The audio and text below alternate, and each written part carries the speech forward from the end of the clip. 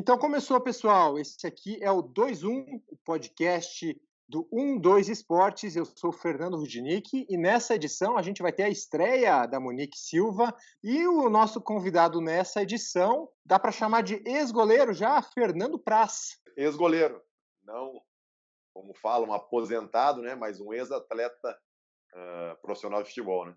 Já deu para acostumar com esse título aí, nesse tempo que você está sem jogar, mas está confinado, né?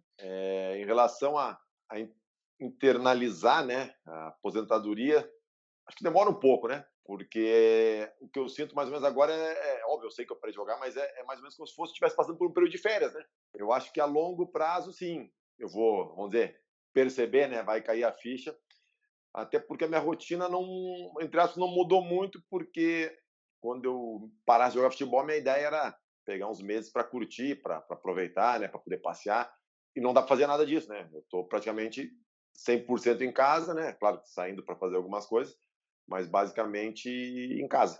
O Praz, eu quero saber se, já que você falou de férias aí, quando tiver tudo normalizado, você tem um hotel para me indicar lá na Guarda do Embaú, não? Para passar uns dias, não? Inclusive, eu devo dar uma ida para lá qualquer dia desse, né? Meu pai e minha mãe já foram vacinados agora, né? Então eu devo visitar eles, né? Faz mais de um ano e meio que eu não vejo meus sobrinhos e minha irmã. A minha esposa também não vê a irmã dela e o cunhado, que moram lá também, né? Em Florianópolis. Então faz um ano e meio já, né? Mas vale a pena, é uma praia que quem conhece se apaixona, cara. E eu me apaixonei e acabei querendo raízes, né? Em 92, meu pai arrendou um restaurante, né? E levou a família toda para trabalhar no restaurante, né?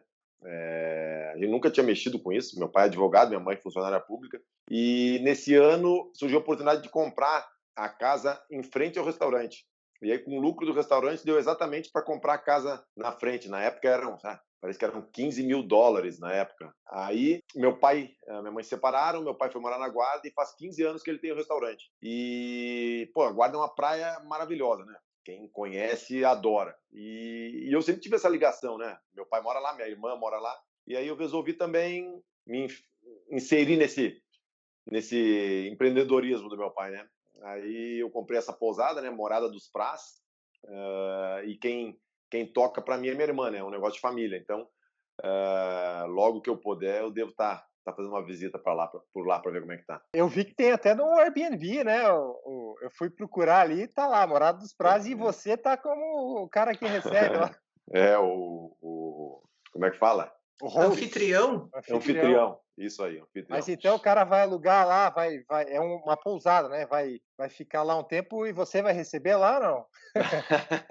Não, não, por enquanto não, por enquanto é minha irmã. Hoje em dia é assim, né, cara? São as plataformas digitais que giram o negócio, né? Booking, Airbnb e o principal é Airbnb. Óbvio que depois com aquela propaganda que eu acho que é a mais forte, né, que é a de boca em boca, as pessoas acabam criando vínculo, né? E acabam, os nossos clientes basicamente são todos recorrentes. Diferente de outras praias que a gente vê aí que tem resorts por exemplo, eu fui a Jericoacoara, no Ceará. É uma linha assim, mais ou menos parecida com a Guarda, né? De natureza, mas lá na Jericoacoara tem turismo de alto luxo, né? Tem hotéis 5 estrelas. Na Guarda não, na Guarda é uma coisa mais que Mais raiz. mantém aquela coisa, né? Não pegou essa modernidade toda. Eu acho que isso é muito legal também porque tem um ambiente totalmente diferente de outras praias, né? E você, aquelas ondas da Guarda ali, você conhece tudo. Então, eu surfei quando era menino, né, moleque.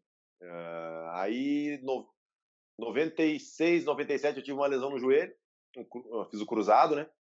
E aí fiquei um ano sem jogar futebol e sem surfar também. E aí, depois de uma certa idade, não tem mais como conciliar, né? Eu me tornei profissional de futebol em 98 e 99, né? Mas, na realidade, o menino do juvenil de um time grande, hoje, ele já tem rotina de profissional, né? Então fica praticamente impossível, desde aí dos 15, 16 anos, tu conciliar qualquer outra coisa, ainda mais 450 quilômetros, 400 quilômetros que fica de Porto Alegre a Guarda. Né? E você também se aventurou por outros esportes, né, Fernando? Eu vi aqui vôlei, basquete, tênis, mas acho que foi a influência do seu avô que foi determinante para você realmente adotar o futebol como esporte, né? Ele era zagueiro do Renner, um zagueiro amador desse time, e acho que isso fez o pontapé para você realmente abraçar o futebol, né? Eu sempre pratiquei muito esporte, a gente falou, joguei tudo. Joguei basquete, vôlei, tênis, futebol de campo, futebol de salão. Eu sempre gostei muito de esporte. E na minha família, o cara que tinha essa queda para o esporte era meu avô, né? Meu pai, em termos de esporte, nunca teve grandes habilidades, né? Foi muita influência do meu avô, sim. Óbvio que o meu avô passou também essa influência para o meu pai, mas o meu pai não foi mais na parte da prática, foi mais de acompanhar, né? Meu pai me levava nos jogos do Grêmio desde 3, 4 anos de idade, né? E Mas sempre me acompanhou. você era daqueles caras que era bom em tudo? Se fosse para Eu seguir carreira jogava no basquete, no tênis, você ia bem em tudo? basquete e vôlei, não sei se até a altura, porque hoje, na minha época, de repente, quando mais hoje, os caras têm mais de 2,10, né? Mas eu jogava bem. Tênis eu jogava bem, Você tem até 1,91? eu tenho 91. O 91 você pode ser poderia ser um armador tranquilamente. É. Mas sem dúvida nenhuma, o futebol era minha maior virtude, vamos dizer. Você falou do Grêmio, né, que foi onde, né, o teu time do coração, onde você começou na base, e você acabou não fazendo nenhuma partida profissional pelo Imortal, né. Como que você analisa isso hoje? Ficou uma lacuna para você nisso? Eu não fiz nenhuma partida no profissional do Grêmio, óbvio que era um sonho meu, né? Torcedor de infância, 11 anos no clube, mas eu tive a chance de voltar para o Grêmio em 2012 também. No fim de 2012, antes de ir para o Palmeiras, teve ali, durante a negociação com o Palmeiras, surgiu o interesse do Grêmio. E não se concretizou, enfim, a gente não se acertou, né? Mas tem outros exemplos durante a carreira. Por exemplo, 2008, eu estava no União de Leiria, em Portugal. A gente fez uma campanha histórica, classificou para a Liga Europa e enfrentamos na terceira fase eliminatória, enfrentamos o Bayer Leverkusen. E o Bayern tinha um orçamento 10 vezes, 20 vezes maior que o nosso. Perdemos na Alemanha 3-1 e ganhamos em casa de 3-2, saímos fora. Mas eu fiz um grande jogo na Alemanha, né? E aí o Eintracht Frankfurt quis me contratar. E na época eu não tinha empresário, então E também eu era um cara muito tranquilo. Eu estava adaptado a Portugal, tinha uma condição financeira boa, né? Enfim, não forcei. De repente, se fosse hoje, né, jogar numa liga que nem a alemã, poderia fazer diferença. E teu Mas, sobrenome primeiro é, é Büttenbender Praz, é isso, né? isso. De origem E alemã, os dois. origem alemã, imagino que talvez você podia ter até um passaporte alemão ali, mas você imagina como poderia ter sido? Mas então, daí aí tu fica imaginando, poderia jogar na Alemanha, mas se eu fosse para a Alemanha, de repente, a gente cria o cenário perfeito na nossa cabeça, né? E se eu vou para lá, machuco? Se eu vou para lá e não jogo, sou o terceiro goleiro, eu vou para lá, eu não teria vindo para o Vasco nem para o Palmeiras, não teria criado essa história. Então, quer dizer, a gente não sabe, a gente na nossa cabeça planeja, teria jogado no Eintracht Frankfurt, teria sido ídolo lá, campeão, né? Mas nunca se sabe. Então, eu fui por outro caminho e aquilo que eu falo, não dá para se arrepender de nada, porque esse outro caminho me levou a uma trajetória muito legal no futebol brasileiro. Ainda sobre o Grêmio, Praz, você chegou lá com 13 anos, se eu não me engano, né, nessa fase, e morou nas dependências do estádio, né? Você tem alguma lembrança dessa época marcante ali, dos jogos, dessa convivência, alguma coisa que você para pensar e fala: "Nossa, aconteceu isso comigo lá"? Não, eu não cheguei a morar na concentração porque eu morava em Viamão, né? Dava 1 hora de ônibus, então eu ia e voltava todos os dias, né? Às vezes eu ficava, quando tinha jogo à noite, né, do profissional, eu ficava para assistir o jogo e eu dormia na concentração. Pegava uma cama emprestada, né? E a gente criou muita amizade, né, naquela época de menino, né? Alguns conseguiram se tornar profissionais, como o Ronaldinho, o Tinga, Rodrigo Grau, profissionais que eu digo de destaque, assim, né? Tiveram outros, né, que conseguiram também. E aí a gente tem histórias de quando era mais novo, teve um Natal, acho que foi um Natal ou um Ano Novo, que não dava tempo de ir para casa, quem morava muito longe, e voltar para a Copa São Paulo, né? Aí alguns meninos foram passar o Ano Novo lá em casa, né? Na época era trombeta, né? de Coronel Vivida aí do Paraná. Ele era conhecido como gaúcho, zagueiro, jogou no Atlético Mineiro, no Sport de Recife, batia forte falta. O outro era o Robson Garanha e o Rodrigo Grau, né? Então, a gente criava uma amizade muito grande por essa convivência imensa que a gente tinha, né, na base. Quem que você chama de amigo hoje, que você conheceu nessa trajetória do futebol? Amigo mesmo, quem que você criou ligação forte? Eu tenho alguns amigos, cara. Da época do Curitiba, a gente tem um grupo até hoje de WhatsApp, que de 2002, 2003, né? Quase 20 anos. A gente se fala todo dia.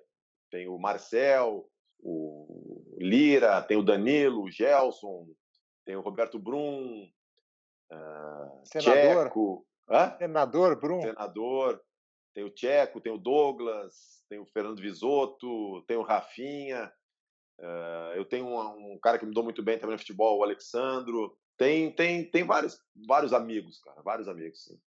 Já que você falou desse coxa aí, foi um coxa histórico, né? Conseguiu uma classificação para a Libertadores em 2003, né? Jogou a Libertadores em 2004. Queria que você lembrasse um pouquinho como que foi tua vinda para o coxa. Você veio para ser terceiro goleiro, na verdade, né? Você não veio para ser o cara, o número 1.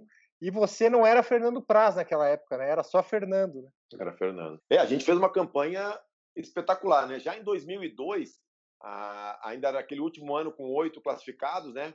Que o primeiro enfrentava o oitavo, que o Santos foi campeão classificando de oitavo. E eu sempre brinco que o Robinho, o Diego e o Santos devem muito a gente, né?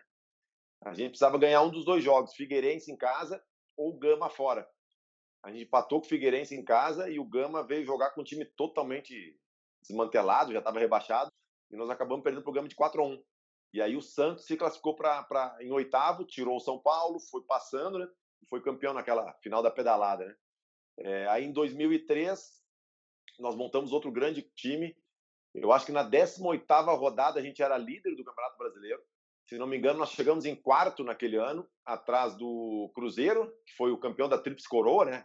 Com David, Alex, Aristizábal, do Luxemburgo, atrás do Santos, que tinha sido campeão no ano anterior, e do São Paulo, que depois montou aquele time que foi campeão do mundo, né? Então foi um grupo extremamente vitorioso, né? Chegar na quarta colocação no Campeonato Brasileiro é algo muito relevante, né? Até hoje você é o quinto goleiro que mais vestiu a camisa do coxa, né? 186 partidas. Essa ligação ficou, né? Os torcedores têm esse carinho por você ainda.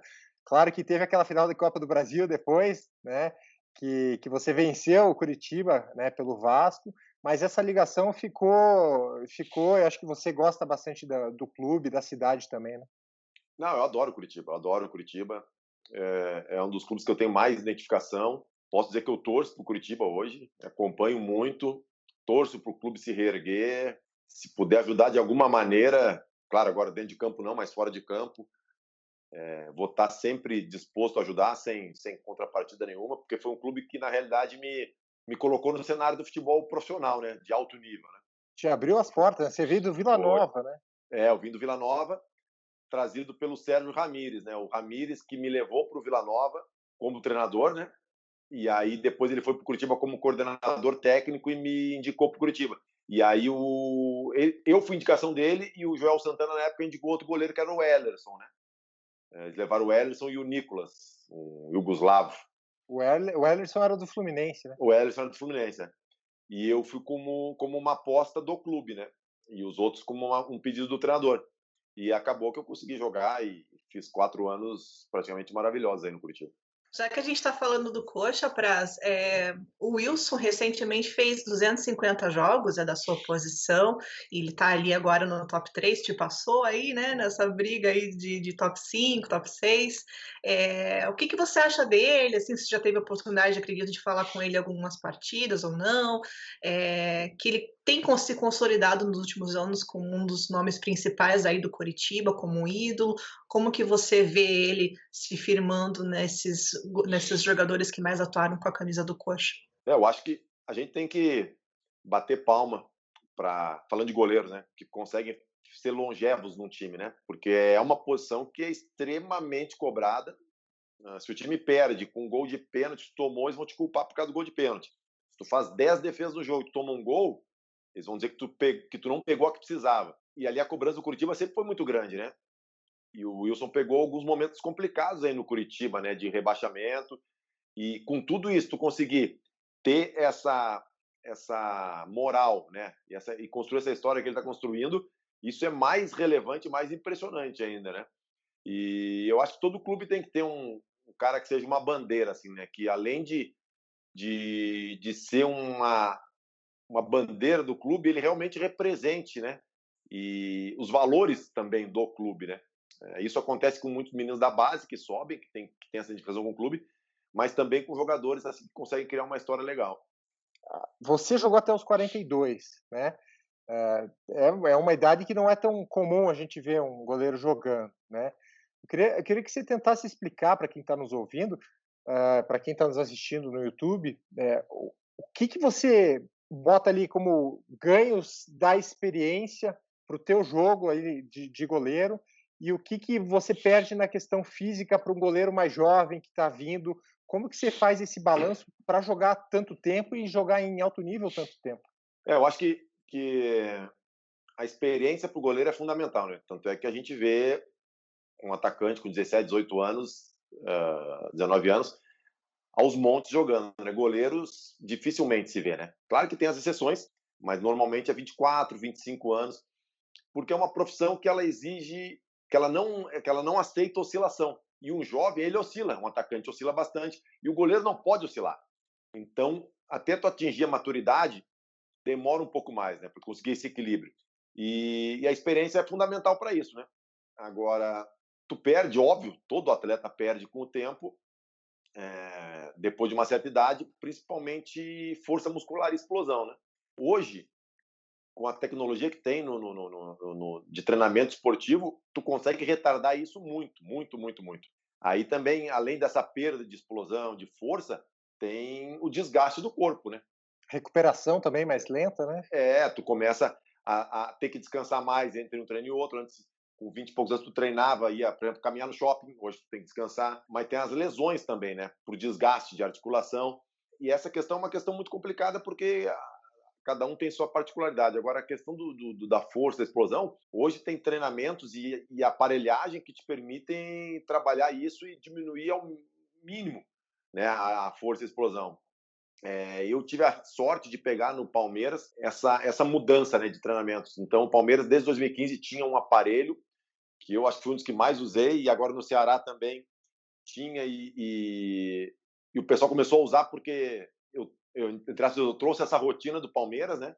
Porque tu fazer um treino de força e explosão e tu fazer a mensuração disso é difícil, porque tu vai perguntar para o cara e a percepção de cada um é diferente. E esse aparelho, ele te dá números e gráficos, então não tem como tu dizer, não, eu consigo fazer mais, pode aumentar o peso, o gráfico vai mostrar. Quando a tua curva do gráfico começar a cair, tu atingiu o teu máximo. E eu, cara, depois que comecei a trabalhar com esses índices, eu consegui aumentar em 20% a minha força e a minha potência, né? Então, o primeiro parâmetro que eu tenho é 2015, que são 37 anos, né? Para 2021, com 42, 43, meus índices de força são os mesmos, né? E aí tá, mas podem ser baixos. Mas se tu for comparar, por exemplo, no Palmeiras, o Vitor Hugo era um cara super forte. E eu estava nos níveis do Vitor Hugo. Eu estava até conversando com o pessoal do Palmeiras um tempo atrás e ele falou que era impressionante porque eu, mesmo com a idade avançada, eu estava no top 5 dos melhores índices de força e explosão, né? No Ceará, a mesma coisa. Só que óbvio que aí tu começa a perder um pouco de velocidade, isso é natural, né? Ainda mais com 42 anos, né? Mas tu agrega outras coisas, né? Tu agrega experiência, uma colocação melhor, leitura de jogo melhor. Tudo, tu ganha de um lado e perde de outro. E tem alguns aspectos que tu consegue postergar ainda, óbvio, mudança de alimentação, suplementação, tem muita coisa hoje que dá para se usar. Mas a tua decisão por parar, ela é mais pela questão de cansaço de rotina, concentração, viagem, do que questão de física, lesão? O que você pesou ali para decidir, não, agora vou parar agora, eu quero curtir minha vida?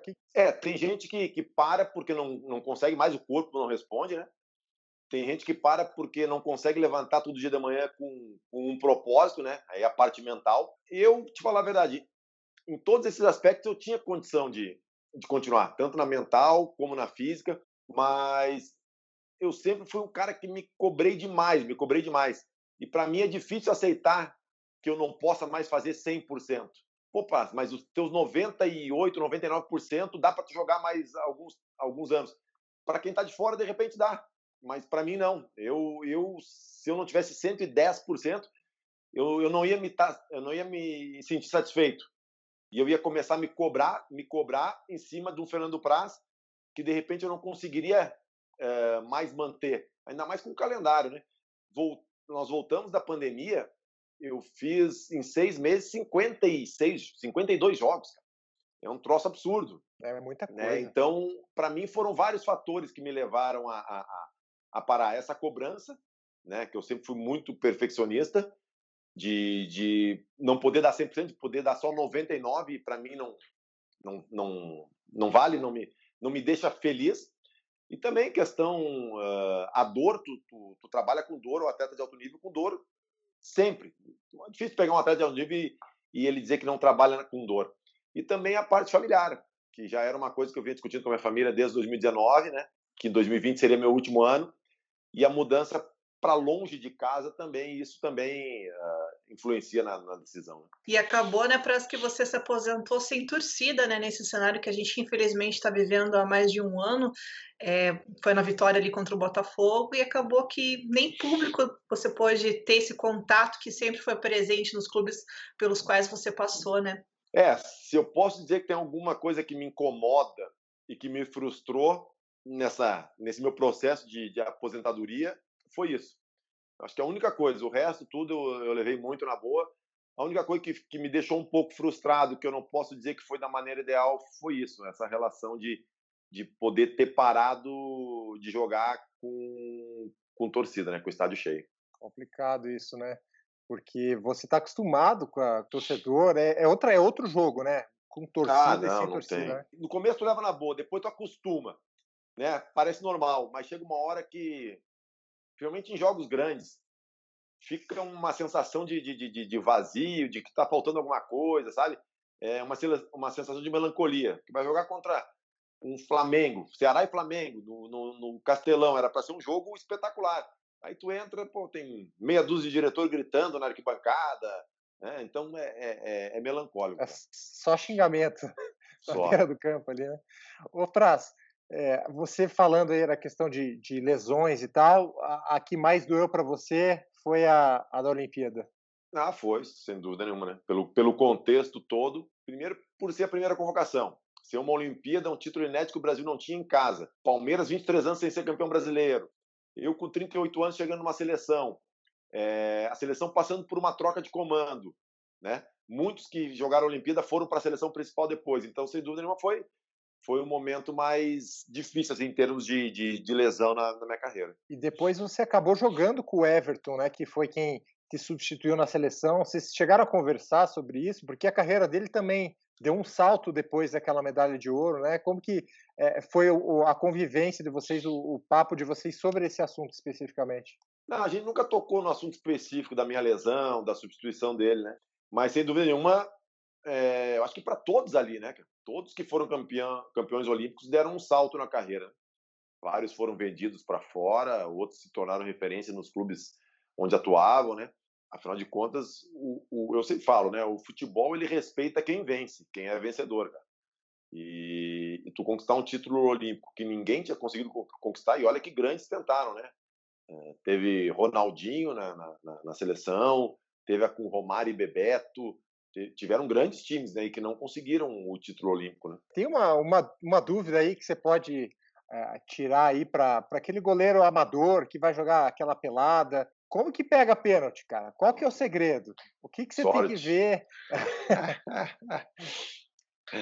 Não, cara, o pênalti é uma coisa muito que os caras falam, o fulano é pegador de pênalti. Aí tu vai ver, o índice de defesa dele é menor do que, de repente, de um goleiro que não tem esse rótulo. Porque, de repente, esse goleiro que tem o rótulo de pegador, ele pegou num jogo mais midiático, num jogo mais importante. E, cara, eu acho que é muito do feeling do momento. E se tem alguma coisa que pode ser trabalhada para o goleiro pegar pênalti, é a questão na realidade, é a valência mais importante, na minha visão, para o goleiro, né? Que é a potência. A potência é força versus velocidade, né? Então, é a capacidade de tu gerar a maior força possível no menor espaço de tempo. E isso, para o pênalti, é o essencial, né? São os que melhor batem no time. Então, a chance deles fazer é muito grande, né? Normalmente, eu acho que é 80%. O goleiro, a média são 20% de erro, né? Então, a chance é muito grande de 10 fazer 8. Imagina só, um cara que é especialista, e isso eu comprovei porque eu bati. A parte mental é a mais importante. Tu bater bem na bola, não bater, tudo bem ajuda, mas a parte mais importante para o batedor de pênalti é a parte mental. Isso é 80%. Imagina um cara especialista desse, ele vai pegar a bola, vai arrumar a bola, vai mentalizar o canto que ele vai bater, vai posicionar o corpo, vai contar o número de passos, vai vir olhando para bater com o peito do pé na bola, com o corpo inclinado em tal ângulo. Se ele puder bater dessa maneira, a chance de ele fazer é muito grande. Então, o que tu faz? Eu tinha uma situação. Eu não fazia nada antes, porque antes dá tempo dele respirar fundo, dele esperar o juiz bater, ele se recompõe. A minha técnica era depois que ele já começava a correr para a bola, que daí não pode voltar mais. Eu tentava fazer alguma coisa, não para desestabilizar, para deixar o cara nervoso, mas para fazer ele pensar outra coisa além da batida. Por exemplo, ele está pensando, eu vou bater, botar o pé de apoio aqui, segunda passada, estou olhando o goleiro, eu vou bater chapado alta com o lado de dentro do pé. Aí, nesse meio do caminho, ele indo para a bola já, o goleiro começa a apontar para um lado. O que ele vai fazer? Ele vai pensar, esse cara está apontando porque ele vai pular para lá ou porque ele vai pular para o outro canto. E nisso ele está correndo para a bola. Ele já esqueceu de contar os passos, de mentalizar o canto que ele vai bater. Quer dizer, tu faz ele pensar outra coisa, tu tira o foco dele, que é só a batida, né? Entendi. E quando você vai bater? Porque você fez gol de título, né? 2015, Copa do Brasil. O que passou na tua cabeça ali, naquele momento, estando do outro lado? Tem gente que... Eu joguei com o Dourado 2 vezes, né? O Dourado, ele tem o canto de segurança dele, mas ele espera a definição do goleiro. Eu não, cara. A minha técnica era treinar como eu ia bater. Tanto é, agora no Ceará eu treinava, eu apostava com os meninos da base para de luva se eles pegassem, né? Aí eu falava, eu vou bater em tal canto, pode ir lá. E eu batia só naquele canto. E eu acho que é isso, cara, para a maioria dos batedores, né? Treinar o que vai fazer no jogo. Porque às vezes tu pega a bola, a gente já ouviu vários relatos desse, o cara treinava só no canto direito. Aí ele pegou a bola, foi bater e falou, mas peraí, eu acho que o goleiro vai para lá, eu não sei, será que ele vai para lá? Não, será que eu mudo? E essa dúvida tirava a concentração e a precisão da batida. E você pegou o pênalti do Seire jogando pelo Coritiba, né, Praz? Como é que foi aquele momento? Qual foi a técnica? Foi o primeiro pênalti que o Senna errou, né? Não, eu tinha visto ele bater uns pênaltis antes, na Libertadores, se eu não me engano, e ele tinha batido 2 pênaltis no lado direito e depois um no lado esquerdo. E aí, na minha cabeça, eu fiquei... Aí tu tenta entrar na cabeça dele, né? Ele sabe que tu viu também. O Rogério sabia que eu tinha visto ele. Aí o Rogério pensando, né? O Praz viu que eu bati no lado esquerdo. Ele acha que eu vou mudar, porque ele me viu batendo lá. E aí tu pensa, o Rogério bateu no lado esquerdo. Ele acha que eu vou pensar que ele vai mudar, mas eu não vou mudar. É um monte de situações que tu vai trabalhando na tua cabeça e tu tentar entrar na mente do cara e ver o que ele está pensando. Às vezes dá certo, às vezes dá errado. Mas quando você vai bater aquele pênalti da final da Copa do Brasil, o que aconteceu com a tua esposa depois? Aquele pênalti era para bater no meio, né? E eu tentei bater no meio, ela saiu um pouquinho, né? E o Vanderlei, ele falou para mim, eu vou ficar no meio. Aí tu imagina só, o que tu pensa? Puta, esse cara vai ficar no meio mesmo ou não vai? Só que eu nunca tinha batido pênalti. Eu pensei, duvido, cara, ele nunca me viu bater. Ele vai ficar parado no pênalti do título, no meio do gol? Não vai, né? Ele vai escolher um canto. E normalmente a televisão passa os batedores, mas pro estádio em si não é dito quem são os batedores, né? E quando nós fechamos assim a rodinha para antes dos pênaltis, eu ouvi o locutor do estádio anunciando os batedores. Eu falei, puta, mas quem o cara tá falando que ele vai bater, né? Aí na hora eu pensei, minha mulher deve estar me xingando até não poder mais, né? E ela desmaiou, né? No fim, quando eu bati o último pênalti, deve ter dado uma descarga de adrenalina tão grande nela que ela desmaiou. Desmaiou, passou mal mesmo. Passou mal. Caramba. É loucura, né? Porque, decisão ali, você nunca tinha batido pênalti, foi lá, e fez. Hoje vocês estão me entrevistando aqui com um goleiro histórico, que foi o primeiro goleiro que fez um gol de pênalti, que deu um título para o Palmeiras, no primeiro título do estádio, uma noite mágica. Mas tu imagina se eu erro, né? O risco estava ali, né? A gente já está te perguntando, e aquele pênalti que você errou, perdeu o título para o Santos, né? É aquela coisa, né, cara? Os riscos que tu corre são proporcionais às vitórias que tu tem, né? Os ganhos que tu tem. Quem não corre risco provavelmente vai ter uma carreira mediana, né? Sem muitos altos nem baixos. E quem se expõe ao risco está sujeito a perder, mas está sujeito a ganhar, né? Depois que você deixou o Vasco, você falou que o Grêmio tentou te levar, mas o Coxa também, né? Chegou a entrar em contato contigo, o Wilson foi conversar contigo. Por que você não voltou? Então, tiveram vários times, né? O Atlético também, o Atlético Paranaense na época, Vitória, foi Vitória, Grêmio, Atlético Paranaense e Palmeiras. Cara, eu não voltei porque eu já estava com uma negociação bem encaminhada com o Palmeiras, né? E na época até eu conversei com o Alex estava voltando, né? Eles tinham contactado o Alex, iam tentar o Rafinha também, mas o Rafinha estava em outro momento, né? Muito novo para voltar. Eu não fui para o Grêmio nem para o Curitiba justamente porque eu já tinha meio que acertado com o Palmeiras, né? Toda a negociação. A gente ficou super curioso com o interesse do Atlético Paranaense, né? Se foi uma coisa que você nem cogitou, você acabou de dizer que realmente já estava engatado ali com o Palmeiras, mas queria saber um pouquinho mais sobre essa investida do rival do Coritiba em você.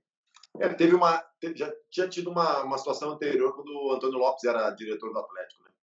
Não sei se foi 2012, por aí. Mas não fazia sentido, né, cara? Óbvio, se eu não tivesse proposta uma sondagem do Curitiba, tudo bem, mas eu tendo uma possibilidade de voltar para o Curitiba, não tinha por que eu negociar ou abrir negociação com o Atlético, né? Não vejo sentido nisso, né?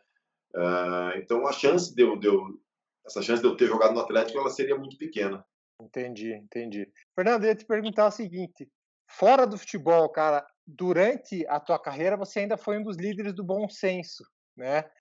Você ajudou a formar um movimento que foi muito importante aí no futebol brasileiro, mas depois ele meio que, né, os jogadores, muitos foram parando, o Alex, por exemplo, e o movimento meio que se dissipou. O que você acha que qual foi o ganho que o movimento trouxe efetivamente para os atletas? Questão de calendário, conseguiu alguma coisa mesmo?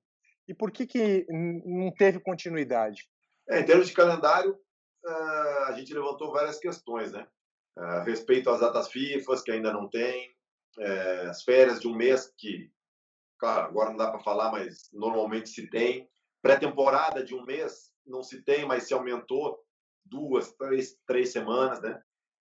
Acho que o ganho principal foi, naquele momento, foi levantar uma discussão, né? Porque o futebol brasileiro passando por graves problemas e não se via discussão a respeito disso, né?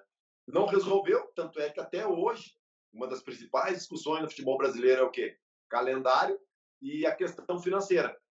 E a gente, na época, também, a gente estava tendo o Profut, né, que era o reconhecimento das dívidas fiscais dos clubes, e a gente achou que era o momento ideal para, dentro do Profut, não passar simplesmente um refinanciamento de dívida, mas uma série de situações, de exigências para se entrar no refinanciamento que tivesse algumas contrapartidas, né?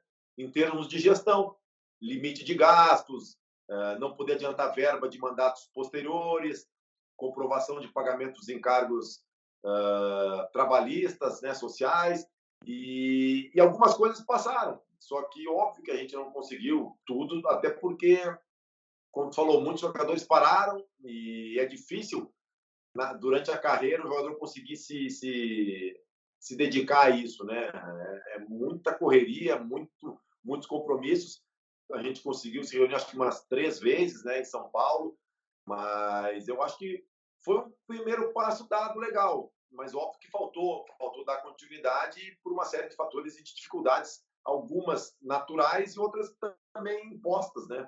Tem uma situação que me chama a atenção nisso, Fernando, é que eram jogadores todos mais experientes, mais velhos, muitos tinham jogado na Europa, né, tinham voltado para cá, tinha uma carreiras consolidadas, né? E a gente pouco via gente que estava começando no futebol ali, né? No movimento, não sei se internamente vocês conversavam, mas a gente não viu esses jogadores mais jovens depois, quando se consolidaram numa carreira, eles opinarem, eles, né, se expressarem sobre o assunto. É uma questão de geração, talvez. Você acha que isso tem a ver, não? Eu acho que vai do amadurecimento também, né? Ao longo da carreira, eles vão vendo o quanto é importante se envolver mais, né? Não simplesmente jogar futebol. Mas é difícil, a cultura no Brasil é complicada, porque tu falou, né, que jogadores conhecidos, Dida, Juan, Alex, jogadores já realizados financeiramente, que não ia fazer diferença para eles se o clube pagasse em dia ou não, se o clube tivesse uma saúde financeira boa ou não, se jogasse menos jogos ou não. E para tu ver como a cultura é complicada, na minha visão, isso é um baita, é uma baita situação a favor deles, que mostra o caráter deles, né?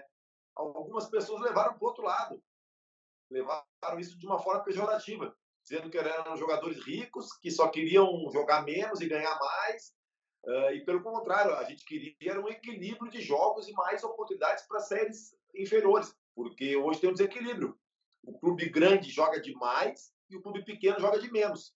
E a gente queria tentar equilibrar essa balança. Você acha que estadual já passou a época de a gente ter estadual? Eu acho que no modelo que é hoje, sem dúvida nenhuma.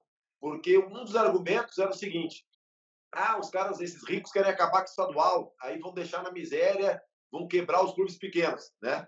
Aí eu te pergunto, esse modelo estadual já tem 40 anos, no mínimo. Os clubes pequenos não estão quebrados? Quer dizer, se tu tem um modelo há 40 anos e esse modelo, os clubes estão quebrados, o mais lógico e sensato é tu mudar o modelo, porque esse já mostrou que não funciona. E a gente vê, hoje, comercialmente falando, qual campeonato estadual é um produto bom de se comercializar? O campeonato cearense é vendido, sabe por quanto? O Ceará ganha 500 mil pelo campeonato todo. Uhum. O campeonato cearense acho que é comprado por 2 milhões, é deficitário, ninguém quer comprar. E aí eu te pergunto, para os clubes pequenos, realmente eles acham que é interessante, que vai salvar eles ter 2 jogos contra os times grandes, ou 3? Eles estão numa dificuldade financeira nesse modelo que tem 40 anos. Eu acho que o mais óbvio é mudar. Tu não pode fazer a mesma coisa e esperar um resultado diferente, né? Você pensa em ser dirigente para tentar, de alguma forma, mudar isso aí, sei lá, até na CBF, que seja, ou alguma outra função em clube, mas tá no teu radar isso? Não, eu tenho para mim que eu vou ficar no meio de futebol, né? Agora, em qual função, qual situação ainda não consegui resolver ainda. Até porque faz um mês que eu parei, né? Eu estou entendendo como é que funcionam as coisas fora do campo, mas eu acho que hoje eu poderia contribuir muito mais fora do campo do que dentro do campo, vamos dizer, como treinador, alguma coisa assim. Eu me vejo muito mais na parte fora do campo, né, de gestão, de carreira, ou de clube, ou que quer que seja, do que dentro de campo. E nesse ponto, você acha que o fato de você estar cursando administração, se eu não me engano, você se forma ano que vem, se eu não estou enganada, vai te ajudar e está te ajudando para esse objetivo? Eu acho que sim. Independente de ficar no futebol ou não, né, em qual função ficar, já está me ajudando muito nos meus negócios fora de campo. Hoje eu tenho uma visão de como empreender, de como tocar um negócio totalmente diferente de quando eu comecei. Então, eu estou podendo botar em prática na minha pousada, né? Até em conversas com meu pai. Meu pai, a gente conversa muito sobre negócio também, do restaurante que ele tem. E óbvio que se eu ficar no meio de futebol, isso vai me ajudar, porque eu vou conseguir unir as duas coisas, né? Eu vou conseguir unir 30 anos de futebol que eu tenho, né? Com a parte de conceitos, né? Parte prática e a parte de estudo, de conteúdo, né? Porque da teoria, porque só entender de futebol não te torna, não te capacita para ser um gestor ou de um clube ou da carreira de algum jogador, né? Porque a gestão ela é muito ampla. Ela pode pegar a parte do clube, né? De futebol, a parte estrutural do clube mesmo, administrativa, ou a gestão de carreira, né? Gestão de carreira de atletas, empresários de futebol, né? Acho que dá um leque muito grande. O Praz, a gente já está encerrando aqui. Tem algumas histórias aí que me contaram e eu queria que você contasse para quem está nos ouvindo. Tem uma de um jogo lá do Vila Nova que o pessoal queria entregar o jogo para não ajudar o Goiás. E tem outra que você foi comprar um carro e o cara que estava te atendendo era super fã teu. Conta essas histórias aí pra gente. A do Vila Nova, cara, foi o seguinte: eu fui pro Vila Nova e o Vila Nova não ganhava um jogo do Goiás há 2 anos. E o Goiás era pentacampeão estadual, acho que é pro Hexa. E a diferença de estrutura e financeira era muito grande, né? Do Vila Era Nova um, pro Goiás. era um timaço, né? Josué, Arley. Não, o time era tão bom que eu sei até hoje a escalação. Era Arley, Luciano Baiano, lateral direito, Silvio, Criciúma e Índio na zaga, Luciano, lateral esquerdo. Aí o meio-campo era Marabá, Túlio e Josué. O ataque era Dil, Araújo e Fernandão. E o Danilo era banco, estava subindo de profissional. E aí era um quadrangular que classificavam 2. E a gente estava jogando com a Napolina, se não me engano. E chegou a informação de que se a gente estava ganhando, se empatasse o jogo, o Goiás estava fora. Aí nós e a Napolina para a final. E aí a torcida começou a gritar entrega, entrega, entrega. E dentro do campo, cara, alguns jogadores que eu acho que já estavam mais contaminados assim pelo ambiente de rivalidade, né? Começaram os caras da Napolina falando, teve até uma falta que o jogador nosso chutou pro nosso campo a falta. E nisso o cara da Napolina pegou a bola, chutou e eu defendi. E ele, porra, deixa entrar, não sei o que, vamos nós dois pra final. Aí eu até brinquei com ele, depois eu falei, pô, mas chuta direito então, né? Deixa entrar, eu não posso botar pra dentro. Mas nós acabamos ganhando o jogo, até o juiz, que era o Antônio Pereira de Carvalho, ele acabou o jogo acho que uns 2 minutos antes, porque ele viu que o negócio estava meio estranho, né? Fomos para a final com o Goiás e aí veio aquela avalanche. Torcida enchendo a gente, imprensa, porque dizendo que a gente ia perder, que a gente deixou de tirar o Goiás e que a gente ia perder para o Goiás, porque o Vila Nova não ganhava do Goiás há 2, 3 anos. E aí nós fomos com uma pressão muito grande para a final, né? Mas acabamos ganhando os 2 jogos, de 1-0 e de 3-1. Esse negócio de entregar de mala branca, mala preta, você já viu isso? Tem ou é lenda? Ah, é que nem. Não, tem coisa que a gente não. Que a gente sabe que tem, mas não vê, né? Essa da mala branca no futebol, cara. A mala preta, a gente ouve falar, mas eu nunca vi nada, cara. Na Rússia, eu já ouvi falar algumas histórias na Rússia de combinação de resultados por causa de apostas esportivas, né? Mas a mala branca a gente vê constantemente em campeonatos que um time precisa de um resultado, né? E aí dá uma gratificação, uma premiação extra para o cara por vitória, né? É o doping financeiro, né? É. Doping financeiro, né? E a história do carro? Fiquei curiosa aqui que você foi comprar o carro e o cara não acreditou que era você. Então, a história do carro, não sei se é essa que eu vou contar, né? Eu estava procurando um carro e fui na Web Motors, né? E a Web Motors tem milhares de anúncios, né? Milhares. E eu me interessei por um carro e mandei um e-mail dizendo, perguntando se o cara ainda tinha o carro. E o meu e-mail, ele é muito fácil de saber que sou eu, né? Aí o cara mandou, mas tu é o Fernando Praz?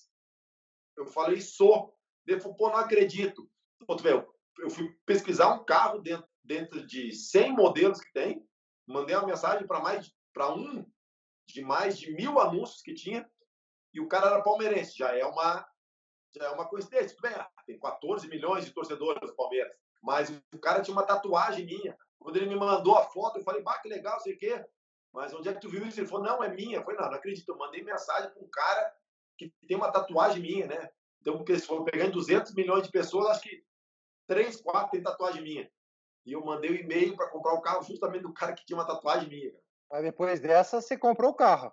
Não, tava muito caro. Sacanagem com o cara da tatuagem. Não quis dar desconto. Não quis dar desconto? pro ídolo, não deu desconto. Não, mas eu sou assim, ó, quando eu vou comprar um carro, eu começo a pesquisar um ano antes, cara. Eu começo a pesquisar, tava amadurecendo a ideia ainda, não era o momento. Você é muito mão de vaca, não? Não, sou, como é que fala? Eu gosto de planejar as coisas, gosto de me organizar, fazer tudo dentro de um cronograma. Sou muito metódico. Entendi. Se eu sou esse torcedor, eu dou o carro. Ó, pode levar, é seu prazer. Eu te dou o carro.